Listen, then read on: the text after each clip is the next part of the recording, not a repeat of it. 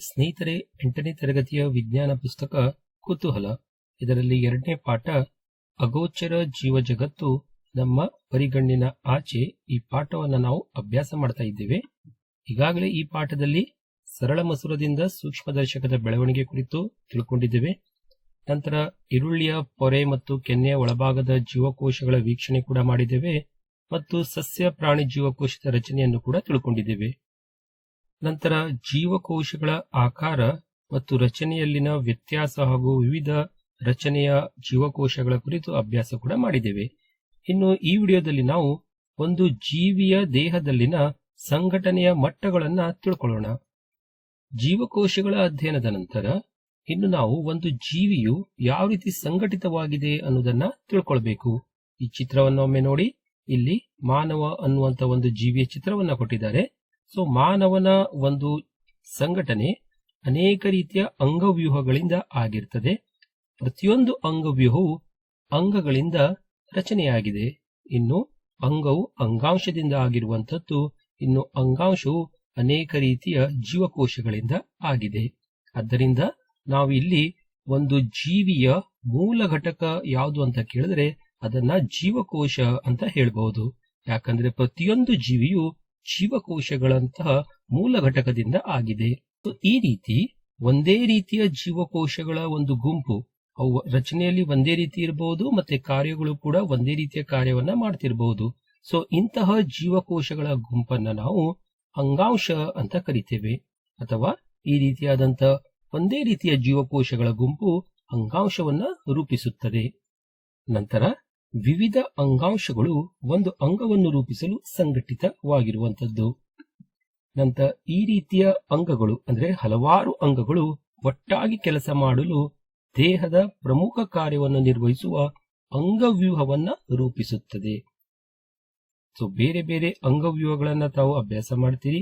ಜೀರ್ಣಾಂಗವ್ಯೂಹ, ಉಸಿರಾಟ ಅಂಗವ್ಯೂಹ, ವಿಸರ್ಜನಾಂಗವ್ಯೂಹ, ಈ ರೀತಿ ಬೇರೆ ಬೇರೆ ರೀತಿಯ ಅಂಗವ್ಯೂಹಗಳು ನಮ್ಮ ದೇಹದಲ್ಲಿ ಏನು ಕಾರ್ಯನಿರ್ವಹಿಸುತ್ತದಲ್ಲ ಅವೆಲ್ಲ ಅನೇಕ ರೀತಿಯ ಅಂಗಗಳಿಂದ ಆಗಿದೆ. ಇನ್ನು ಇವೆಲ್ಲ ಅಂಗವ್ಯೂಹಗಳು ಸೇರಿ ಒಂದು ಜೀವಿಯನ್ನ ಸಂಘಟನೆ ಅಥವಾ ರಚನೆ ಮಾಡುವಂತದ್ದು. ಸೊ ಅದರಿಂದ ಎಲ್ಲಾ ಅಂಗವ್ಯವಸ್ಥೆಗಳು ಒಟ್ಟಾಗಿ ಸಸ್ಯ ಅಥವಾ ಪ್ರಾಣಿಯಂತಹ ಸಂಪೂರ್ಣ ಜೀವಿಯನ್ನ ರೂಪಿಸುತ್ತದೆ. ಸೊ ಅದರಿಂದ ನಮ್ಮ ಒಂದು ಜೀವಿಯನ್ನ ಈ ರೀತಿ ನಾವು ಸಂಘಟನೆ ಆಗಿರುವುದನ್ನು ತೋರಿಸಬಹುದು. ಜೀವಕೋಶಗಳು ಸೇರಿ ಅಂಗಾಂಶ ಆಗಿರುವಂತದ್ದು, ಅಂಗಾಂಶಗಳು ಸೇರಿ ಅಂಗವನ್ನ ರೂಪಿಸುತ್ತದೆ, ಅನೇಕ ಅಂಗಗಳು ಸೇರಿ ಅಂಗವ್ಯೂಹವಾಗಿರುತ್ತದೆ, ಮತ್ತೆ ಅಂಗವ್ಯೂಹಗಳು ಸೇರಿ ಒಂದು ಜೀವಿಯನ್ನ ಸಂಘಟನೆ ಮಾಡಿರುವಂತದ್ದು. ಸ್ನೇಹಿತರೆ, ಸಂಕೀರ್ಣ ಜೀವಿಗಳು ಏನಿದೆಯಲ್ಲ ಅದು ಒಂದೇ ಒಂದು ಜೀವಕೋಶದಿಂದ ಪ್ರಾರಂಭವಾಗುವಂತದ್ದು. ಸೊ ಆ ಜೀವಕೋಶವನ್ನ ನಾವು ಅಂಡ ಅಂತ ಕರಿತೇವೆ. ಯಾವುದೇ ಜೀವಿಯ ಅಂಡವು ಅನೇಕ ಜೀವಕೋಶಗಳಿಂದಾದ ಸಂಪೂರ್ಣ ಜೀವಿಯನ್ನು ರೂಪಿಸಲು ಮತ್ತೆ ಮತ್ತೆ ವಿಭಜಿಸುವ ಅದ್ಭುತ ಸಾಮರ್ಥ್ಯವನ್ನ ಹೊಂದಿದೆ. ಅಂದ್ರೆ ಅಂಡ ನಿಷೇಚನವಾಗಿ ಹಲವು ಬಾರಿ ವಿಭಜನೆಯಾಗ್ತದೆ ಮತ್ತು ಒಂದು ಸಂಕೀರ್ಣ ಜೀವಿಯನ್ನ ರೂಪಿಸುತ್ತದೆ. ಆದ್ದರಿಂದಲೇ ಇವುಗಳಿಗೆ ಬಹುಕೋಶೀಯ ಜೀವಿಗಳು ಅಂತ ಕರೀತೇವೆ. ಯಾಕಂದ್ರೆ ಈ ಜೀವಿಗಳಲ್ಲಿ ಬಹಳಷ್ಟು ಜೀವಕೋಶಗಳು ಕಂಡುಬರ್ತದೆ. ಮಾನವರು ಮತ್ತು ಸಸ್ಯಗಳು ಸೇರಿದಂತೆ ಎಲ್ಲಾ ಪ್ರಾಣಿಗಳು ಬಹುಕೋಶ ಜೀವಿಗೆ ಉದಾಹರಣೆಯಾಗಿದೆ.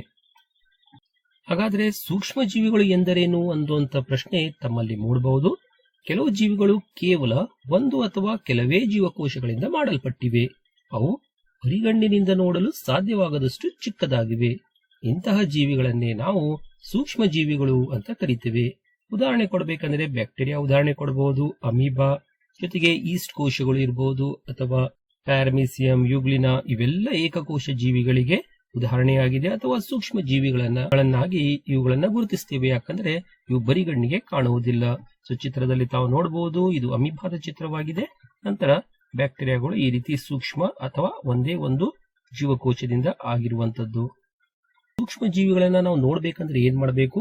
ಇವುಗಳನ್ನ ಸೂಕ್ಷ್ಮ ದರ್ಶಕದ ಸಹಾಯದಿಂದ ನಾವು ನೋಡಬಹುದು.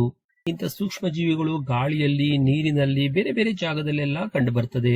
ಸೊ ಮುಂದಿನ ವಿಡಿಯೋದಲ್ಲಿ ಯಾವ ರೀತಿ ಕೊಳಚೆ ನೀರಿನಲ್ಲಿರುವಂತಹ ಸೂಕ್ಷ್ಮ ಜೀವಿಗಳನ್ನ ಸೂಕ್ಷ್ಮ ದರ್ಶಕದ ಸಹಾಯದಿಂದ ನೋಡಬಹುದು ಅನ್ನೋದನ್ನ ತಿಳಿಸ್ಕೊಡ್ತೇನೆ. ಅದಕ್ಕಾಗಿ ತಾವೇನ್ ಮಾಡಬೇಕು?